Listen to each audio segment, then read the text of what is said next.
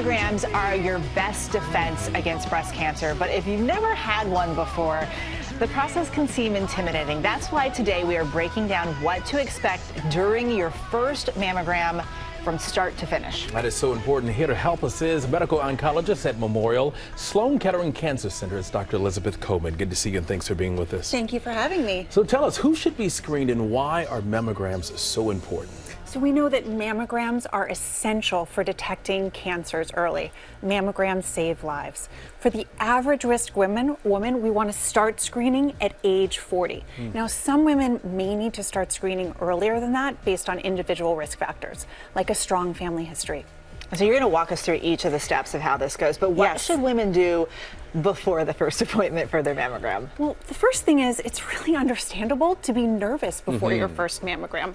Lots of women are. You can call a friend, let a family member know about the anxiety, and maybe bring them along with you. But a couple of things to think about. One is your breasts may be tender around your period, so getting your mammogram perhaps after your period is a good way to think about it. Another thing is not to wear deodorant and lotions. Lots of people don't know that.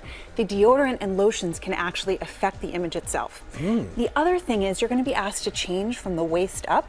So one thing to consider is perhaps wearing pants or a skirt so that you're only changing from the waist up.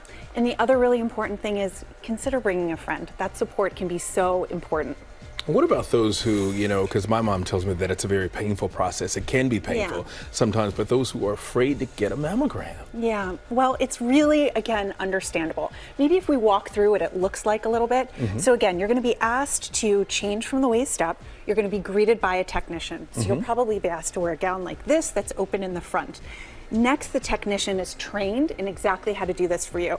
These plates are going to be attached to a machine like that, and you're going to be up against the plates. The technician will position your breast, like my hand, underneath these plates, and it will be compressed. So when women talk about some of the discomfort and hopefully not pain that they experience, it's important to know that that may only last about 10 to 15 seconds.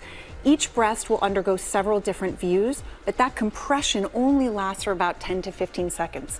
So when I'm going through the process, I think, okay, this is a little uncomfortable, but it's a short period of time, and I know I'm doing this for myself. It's an act of self-love. Yeah, and women, we're so used to being uncomfortable. Yes, doesn't mean we always should be, but this is brief. Yeah, so for a lot of women, they get a call back. That can make people panic. What do you say to people when they get that call? So first of all, it's very common, especially after your first mammogram, to get a call back. This first mammogram is establishing your baseline for your mammograms to come. So one of the reasons why you may be asked to come back is the image may have not been clear enough and they may just need additional views. Another thing that can happen is on your mammogram, it may be noted that you have dense breasts. And for some women with dense breasts, which is quite common, you may need an ultrasound or a breast MRI in follow-up.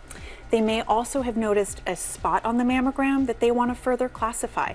This could be a cyst or potentially another benign process.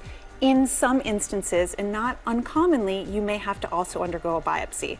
It's important to remember that most biopsies are actually not cancer, but we do it in that instance to be sure that we know what we found is not cancer. And how often should you get checked, and can you do it yourself at home?